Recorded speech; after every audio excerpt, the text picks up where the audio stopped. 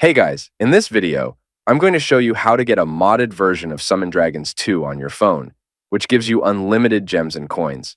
So keep watching the video, and I'll show you exactly how to download it. It actually works, and it's super crazy.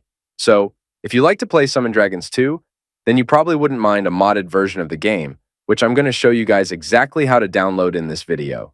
Just keep watching, it's going to work for you.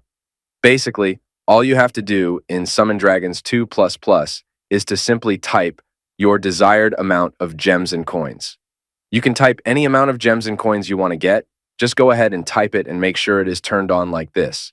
Now, when you go ahead and simply hold this next button, it should send it to your account. After finishing, open your account, and as you can see, the exact amount of gems and coins you typed just loaded up.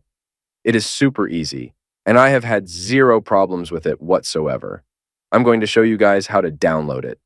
All you have to do now is to simply head over to the pinned comments down below. There, I explain exactly where you can get Summon Dragons 2 So, just head over to the pinned comments, leave a like if this method worked for you at the end, and that's it. See you all in the next video. Bye-bye.